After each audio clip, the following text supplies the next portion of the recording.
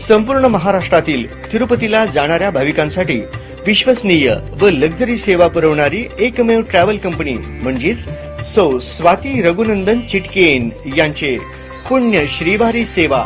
जाणे येणे, रेल्वे प्रवास, राहण्यासाठी लक्झरी रूमची व्यवस्था, दर्शनाची व्यवस्था, संपूर्ण पॅकेज 3 दिवसांचा असेल। त्यामध्ये चहा, नाश्ता, चविष्ट व रुचकर महाराष्ट्रीयन जेवण।